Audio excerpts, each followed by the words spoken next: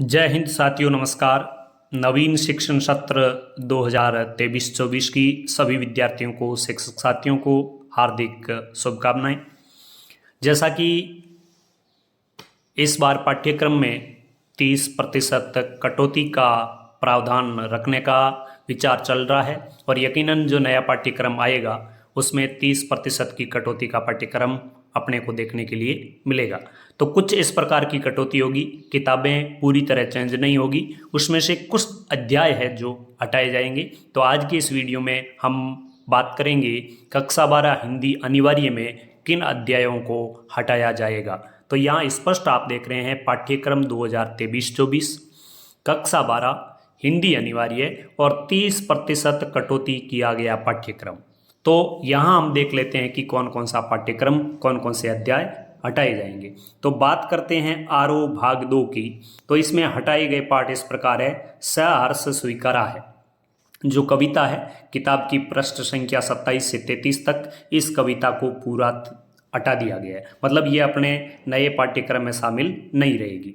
इसके बाद जो गजल शीर्षक है फिराक गोरखपुरी का, उसमें गजल और रुबैया दोनों है। तो यहाँ पे पृष्ठ संख्या 59 से 61 तक जो पाठ है इसमें केवल जो गजल शीर्षक है उसको हटाया गया है, रुबैया हैं वो यथावत रहेगी। ध्यान दें, ये पूरा पाठ नहीं हटाया गया है, केवल गजल शीर्षक ही हटाया गया है।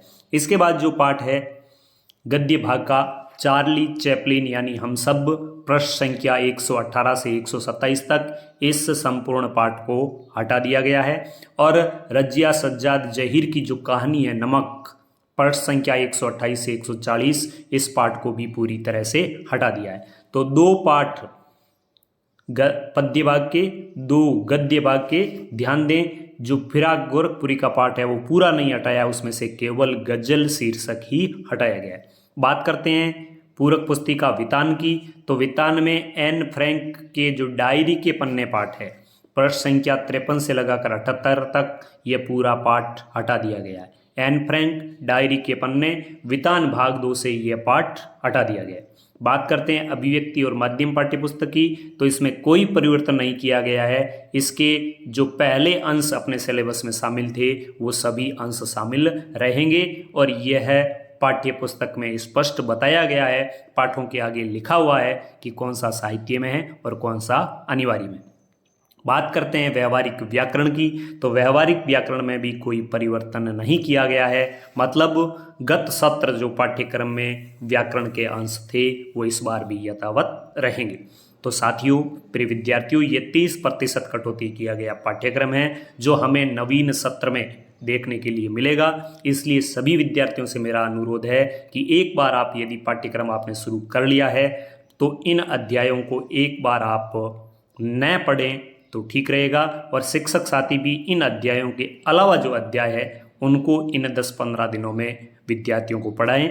जरूर जुलाई से जब सेशन शुरू होगा तब तक हमें इसकी प्रामाणिक जानकारी भी आप तक पहुंच जाएगी।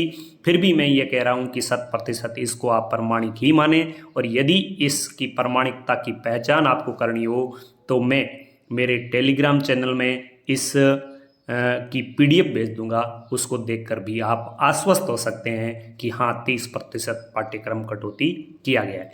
तो आगे की वीडियो में हम जानेंगे हिंदी साहित्य के पाठ्यक्रम कितना कटौती किया गया है और इसके अलावा अन्य विषय है उनमें भी पाठ्यक्रम कितना कम किया गया है। तो बने रहिए हमारे साथ, वीडियो को साथियों को शेयर कीजिए, विद्यार्थियों को शेयर कीजिए, और चैनल पर पहली बार आए हैं तो इस चैनल के आप नियमित सदस्य जरूर बनिए, क्योंकि यहाँ मिलती है आपको हिंदी की विश्वसनीय जानकारी। धन्यवाद। जय हिंद, जय भारत।